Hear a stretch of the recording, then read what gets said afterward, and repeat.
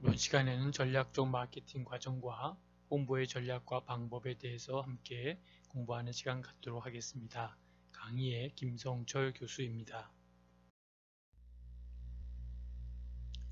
전략적 마케팅과 브랜드를 함께 생각해 보도록 하겠습니다. 브랜드는 뭘까요? 브랜드는 단순히 제품을 지칭하는 역할뿐만 아니라 기업과 그리고 소비자, 쌍방 간의 상호 커뮤니케이션을 하는 매개체로서의 역할을 한다라고 보는 것이죠. 그래서 브랜드가 없다면 무엇을 지칭하는지, 또 그 속에 어떤 속성과 또는 편익이 내재되어 있는지 일일이 설명을 하기도 쉽게 이해되기도 어렵다라는 것이죠. 만약 브랜드가 있고 그 브랜드를 통해 커뮤니케이션이 이루어진다면 한결 손쉬운 방법으로 소비자에게 메시지를 전달할 수 있다라고 볼 수 있습니다. 그런 면에서 브랜드는 기업과 소비자가 커뮤니케이션 하는 데 있어서 중요한 매개체가 되는 것이다 라는 것도 이해하시면 되겠습니다. 그래서 전략적 마케팅과 브랜드의 관계 속에서는 뗄래야 뗄 수 없는 그런 상호 커뮤니케이션의 매개체로 역할로도 하죠. 또는 소비자에게 메시지를 전달할 수도 있고, 또 기업과 소비자가 어떻게 커뮤니케이션 하느냐라고 하는 그 매개체에 브랜드는 꼭 필요한 하나의 매개체다 라고 하는 것을 기억하시면 되겠습니다.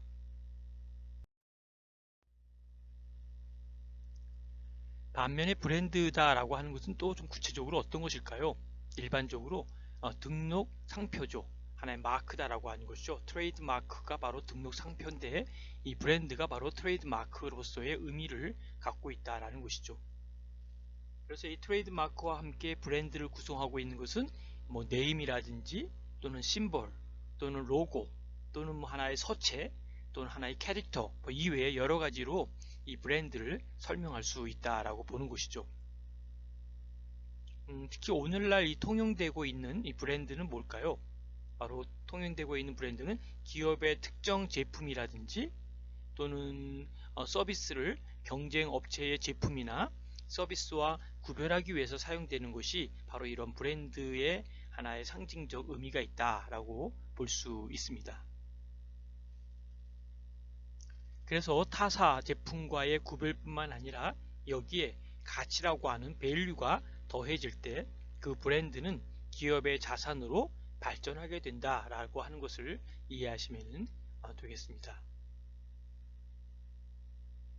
그래서 이 기업이라고 하는 것은 브랜드의 가치를 제고함으로써 고객에게는 부가적인 상징과 또 편익을, 그리고 기업에게는 장기적인 이익을 가져다 줄 브랜드 자산을 구축할 수 있다라고 하는 것을 알 수 있습니다.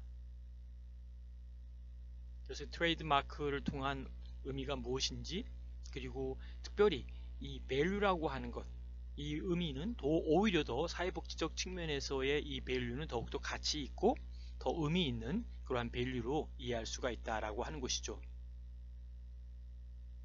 그러한 맥락에서 기업에게는 장기적인 이익을 가져다 줄 브랜드 자산을 구축할 수 있는 것이 바로 여기에 필요성을 갖고 있다라고 볼 수 있습니다.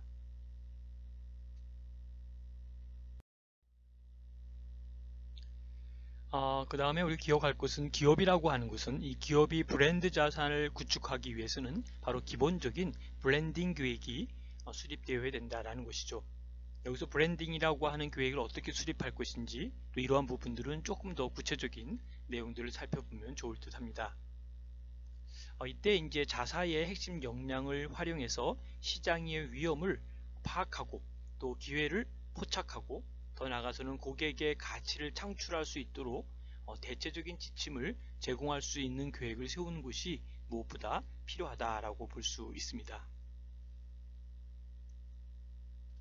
이때 지속적이고 동태적인 환경 변화를 고려하면서 예상되는 새로운 기회와 또 위협에 대처하기 위한 장기적인 의사결정에 중점을 두는 것이 필요하다고 볼 수 있습니다. 그런 의미에서 이제 체계적인 전략적인 마인드를 통해서 마케팅 활동을 전개하는 것을 바로 전략적 마케팅이라고 이야기하고 있습니다.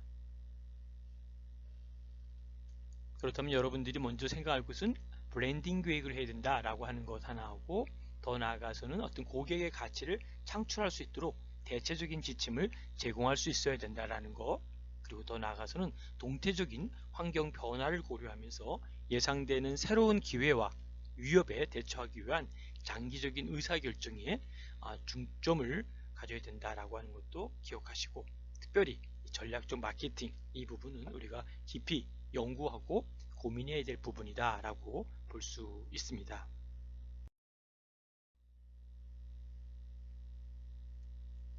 그렇다면 이제 전략적 마케팅은 뭐냐라고 하는 걸 우리가 한번 살펴볼 필요가 있겠죠.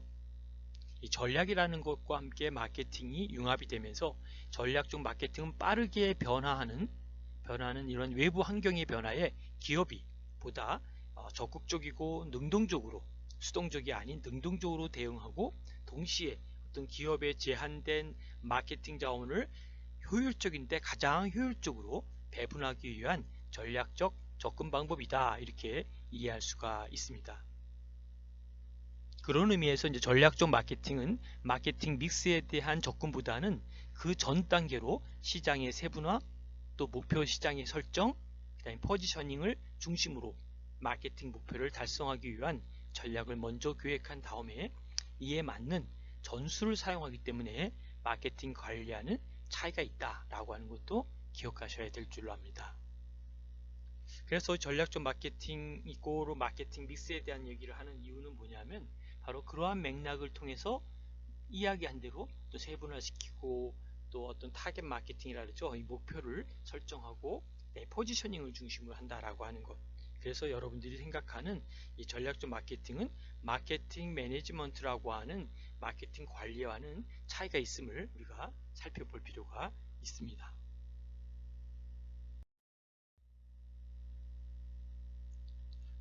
마케팅에서 전술이라고 한다면 바로 전통적으로 이런 제품의 프로덕트하고 가격의 프라이스, 유통의 플래스하고 그 다음에 촉진의 프로모션, 이것을 따서 4P라고 이야기를 하죠. 그래서 4P에 대한 것을 연결시키면서 4P 믹스를 통틀어서 지칭하는 것, 이것이 바로 마케팅에 대한 전술이다 라고 하는 것이죠. 프로덕트, 프라이스, 플래스, 프로모션. 그래서 이 전술적 마케팅의 이 네 가지의 4P를 중심으로 사용하는데, 이 마케팅 목표를 달성하기 위한 활동을 전개하는 것, 이것도 바로 마케팅 믹스의 매우 중요한 포인트다라고 볼 수 있습니다. 그런 의미에서 이제 전략적 마케팅은 소비자들을 전략적으로 세분화하는 것, 세그멘테이션 하는 부분, 이 세분화하고 세분화된 이 부분을 세분화된 시장 중에서 기업의 역량에 가장 적합한 표적 시장을 설정하는 것, 다시 말하면 타겟팅하는 것이다 라고 보는 것이죠.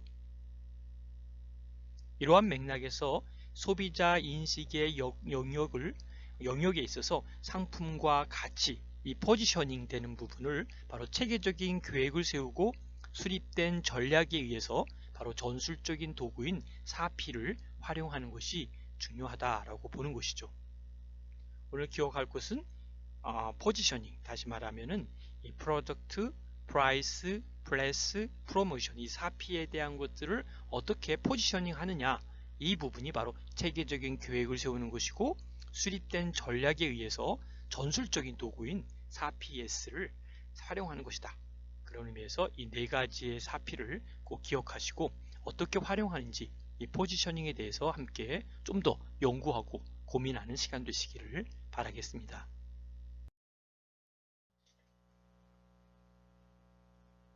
전략적 마케팅 과정 중 기부 시장 분석을 함께 생각해 보면요. 시장이란 욕구를 가진 클라이언트가 서비스를 구매하려는 장소로 볼 수 있죠.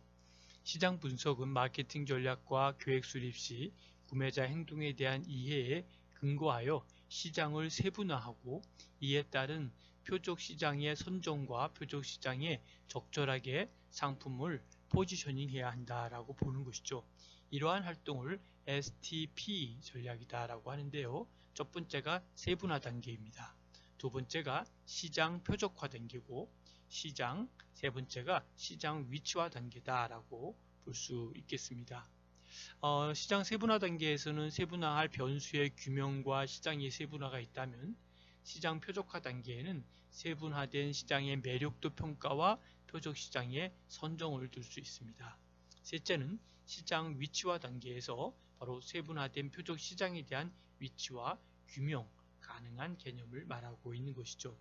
전략적 사업 단위가 드러날 수 있도록 사업 포트폴리오를 작성하는 단계가 바로 필요하다라고 볼 수 있습니다.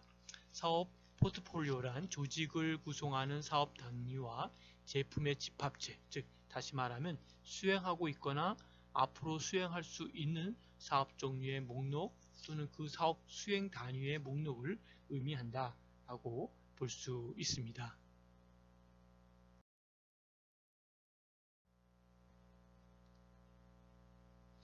네 번째는 마케팅 도구의 설정 중에 첫 번째 다이렉트 마케팅을 볼 수 있겠습니다. 다이렉트 마케팅은 잠재적 후원자에게 서비스의 내용을 담은 안내 문서를 첨부하여 발송하는 것으로서 대상자의 목록을 확보하여 사용하면 마케팅 효과가 더욱 쉽게 발휘할 수 있다라고 볼 수 있습니다. 두 번째는 고객 관리 마케팅인데요. 고객 관리에 대한 마케팅은 바로 고객이나 잠재적 후원자와의 관계를 적극적으로 관리해 나가는 기법으로 고객과의 지속적인 관계를 유지하면서 한 번 고객은 영원한 고객이다. 고객을 위한 맞춤형 마케팅을 강조한다고 볼 수 있습니다. 다음은 공익 연계 마케팅을 볼 수 있는데요. 공익 연계 마케팅은 바로 영리 조직과 비영리 조직이 연합하여 영리 조직은 긍정적 이미지를 창출하고 비영리 조직은 재원을 확보함으로써 상호 간의 이익을 취하는 기법으로 사회공헌과 맥락이 유사하지만 사회공헌은 사회적 책임을 다하는 조직의 역할을 강조하는 한편 공익연계 마케팅은 공익적 이슈를 영리 조직의 마케팅과 나름대로 연합한다는 성격이 강하다는 점에서 차이가 있다고 볼 수 있습니다. 네 번째는 데이터베이스 마케팅이라고 볼 수 있는데요. 데이터베이스 마케팅은 클라이언트의 자원봉사자의 개별 정보, 즉 다시 말하면 주소나 프로그램의 이용 현황 또는 생활 스타일, 태도나 반응 등을 데이터베이스화하여 관리함으로써 마케팅하는 기법이다라고 볼 수 있습니다. 다음은 인터넷 마케팅을 볼 수 있습니다. 인터넷 마케팅은 인터넷을 이용하여 전자우편이나 배너 광고 또는 SNS, 홈페이지 등을 통해서 조직의 사업을 공개하는 것이며 모금이나 참여를 유도하기도 한다고 볼 수 있습니다. 무엇보다 인터넷을 통한 마케팅 활동은 대중에게 널리 알리는 데에 매우 유용하며 메일링 서비스를 통하여 개별적인 관리가 가능하기도 합니다. 다음은 사회 마케팅인데요. 소셜 마케팅이라고 하죠. 정부나 지방자치단체 또는 시민과 지역사회를 위한 행동 변화를 위해 활용되는 마케팅으로 주로 환경과 사회복지 등의 공익을 실현하기 위한 조직적이고 집단적인 활동이다 라고 볼 수 있습니다.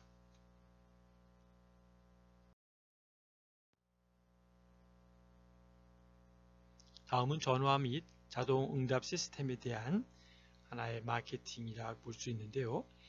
ARS 마케팅은 적은 비용으로 고객에게 상품이나 서비스를 제공하는 방법으로 고객이 ARS 시스템을 통하여 전화를 걸면 통화당 1,000원에서 3,000원 정도의 금액이 전화요금에 부과되는 방식으로 기부하는 그러한 모금 방법이다라고 볼 수 있습니다. 다음은 이벤트 행사를 볼 수 있는데요.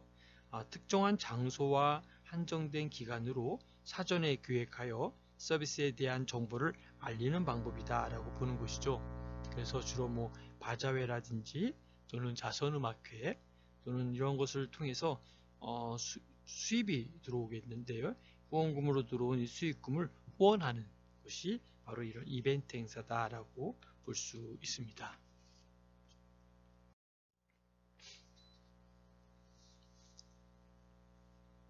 다음은 잠재적 기부 출처 확인에 대한 마케팅 계획서에 대한 작성이다 라고 볼 수 있겠습니다. 나름대로 후원자들에 대해서 후원 자원을 개발할 때는 다음의 원칙을 준수해야 되는데 몇 가지 원칙을 제시해 보고자 합니다. 첫 번째는 조직의 사명에 대한 명확한 인식을 내재화하여야 된다라고 보는 것이죠. 두 번째는 후원자의 도움을 통한 클라이언트 변화를 명확하게 제시해야 한다라고 볼 수 있습니다. 셋째는 잠재적 후원자에 대한 이러한 빈번한 접촉을 시도해야 된다라고 볼 수 있고요. 넷째는 프로그램 계획이 우수해야 한다라고 볼 수 있습니다. 사회복지 조직의 마케팅 상품은 결과적으로 서비스의 내용이며 이것을 통하여 후원자의 마음을 움직일 수 있기 때문에 전략적인 프로그램을 계획하는 것이 매우 중요하다라고 볼 수 있습니다. 그런 맥락에서 마케팅의 계획은 조직의 전반적인 목표를 달성할 수 있도록 표적 시장과 포지셔닝, 마케팅 믹스, 마케팅 예산이 포함된다 라고 볼 수 있습니다.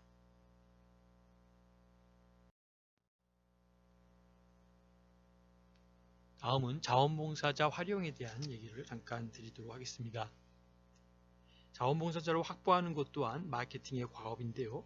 무엇보다도 조직의 경비를 절감할 수 있게끔 해주고 더 나아가서는 사회적으로 자신들의 중요하게 생각하는 사회적 명분과 또 시간과 노력을 제공하는 통로의 역할을 하게 된다는 것이죠. 따라서 자원봉사자를 마케팅에 참여시키기 위한 조직의 지속적인 노력은 마케팅의 결과에 상당한 영향을 미칠 수가 있다라고 볼 수 있습니다. 마케팅 실행은 실제로 기부를 요청하는 과정으로서 마케팅의 전 과정에서 가장 핵심적인 단계이다라고 볼 수 있습니다. 하지만 지속적인 관리 부족으로 매년 후원자의 개발에 시간과 비용을 낭비하고 있다고 볼 수 있습니다. 성공적인 마케팅 실행을 위해서는 조직의 마케팅 전략이 조직의 문화와 조직 구성원들이 지닌 신념과 가치 등의 상호 적합성을 지녀야 한다고 볼 수 있습니다. 또한 마케팅 실행에서 가장 효과적인 방법은 잠재적 기부자와의 직접적인 대면이라고 볼 수 있습니다.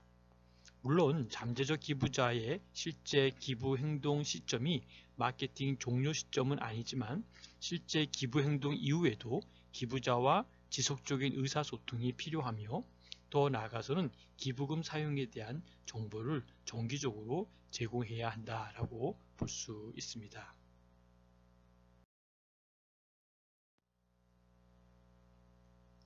다음은 마케팅 평가인데요. 마케팅 평가는 마케팅 활동의 전 과정과 그로부터 얻은 성과를 분석하고 또 사정하여서 나름대로 기부 행동의 발현에 대한 종합적인 평가를 내려 새로운 외부 환경에 대한 분석과 연계하는 것이다 라는 것이죠. 따라서 마케팅 평가의 과정은 마케팅의 종료가 아닌 새로운 출발인 것이다 라는 것이죠. 그래서 포괄적인 평가는 전반적인 문제를 평가하고요. 단계적 평가는 마케팅의 외부 환경, 내부 마케팅 시스템, 구체적인 마케팅 활동 순으로 진단하여서 마케팅 효율을 제고시키기 위한 장기적, 단기적 방안을 제시한다라고 볼 수 있습니다. 객관적 평가는 마케팅 부서가 아닌 다른 조직에서 행해지는 것을 의미하고 있고요. 주기적 평가는 바로 문제의 발현과는 상관없이 주기적으로 실시하는 것을 의미한다라고 볼 수 있습니다.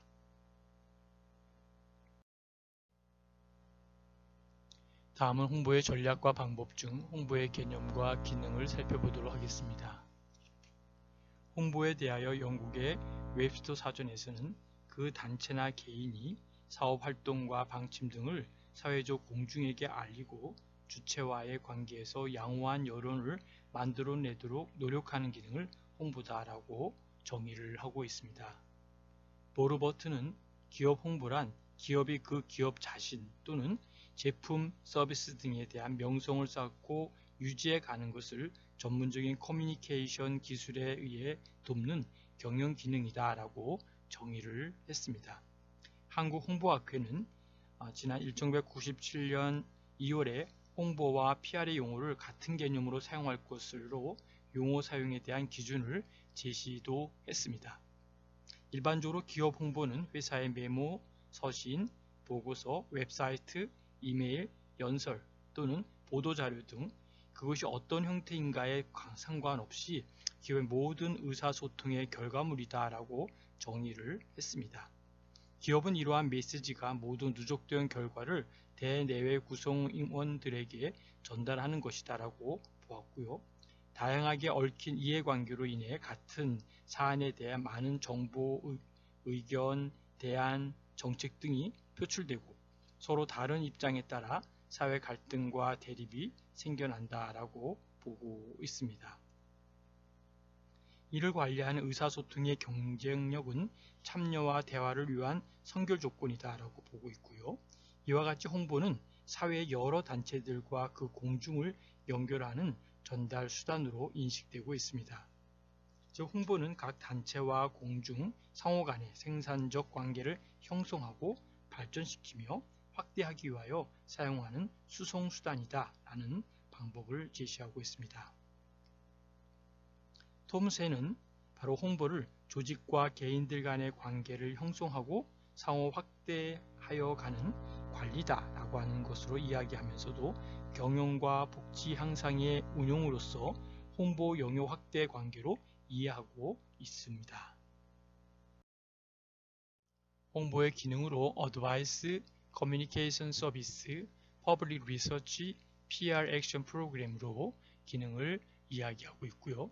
홍보의 기능이 최대로 발휘되기 위해서는 바로 전략 도출 및 집행과 기업의 정체성, 이미지, 명성, 기업에 대한 광고와 특정 입장 지지, 소비자 관계, 종업원 커뮤니케이션, 투자자 관계, 정부 관계, 지역 사회 관계, 미디어 관계, 위기 관리, 새로운 소통 기술의 관리라는 활동들이 포함되고 있습니다.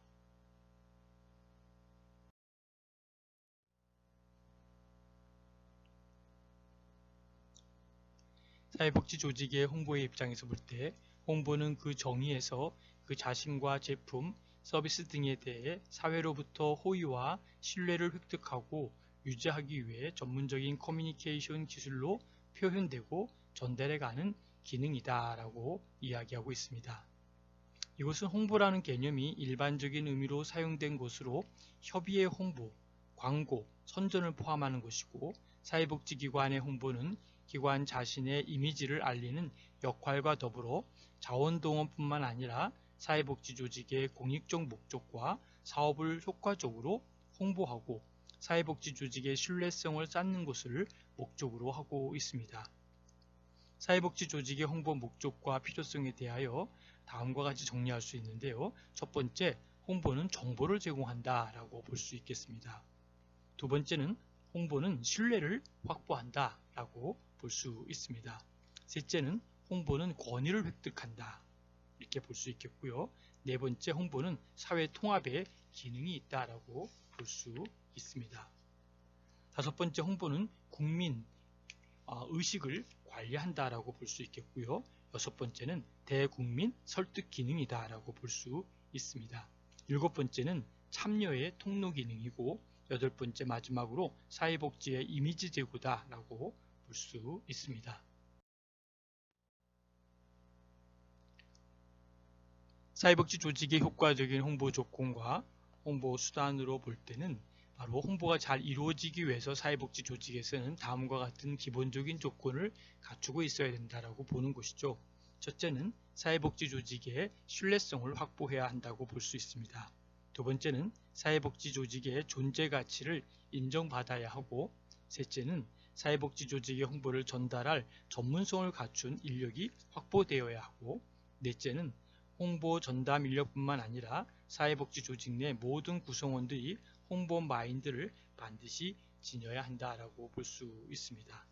다섯 번째는 사회복지에서 특별히 지역사회의 관계 형성에 노력을 해야 된다라고 볼 수 있겠고요. 여섯 번째는 대중매체의 핵심적인 인물들과 긴밀한 관계를 유지하고 조직과 관련된 바로 정보와 자료는 반드시 수집하고 보관해야 된다라고 이야기하고 있습니다. 특별히 홍보 효과를 극대화하기 위해서는 어떻게 될 것이냐라고 볼 때 신문과 텔레비전을 더욱더 적극적으로 활용하며, 두 번째는 인터넷과 PC통신 등 미디어에 대한 이해와 활용도를 증대시켜야 하고, 셋째는 상대적으로 소홀했던 여성층을 대상으로 한 홍보수단 및 방법이 하나의 개발되어야 될 필요가 있다라고 보았고요. 넷째는 홍보당국의 언론, 매체에 대한 인식의 변화가 요구되고 있고, 다섯 번째, 일방적인 정보의 전달이 아니라 국민들의 의견을 듣고 이를 정책에 반영하는 이런 쌍방향 커뮤니케이션이 강화가 되어야 된다라고 제시를 했습니다. 지금까지 경청해 주셔서 감사드립니다. 질문과 토론은 카톡에 남겨주시면 답변 드리도록 하겠습니다. 수고하셨습니다.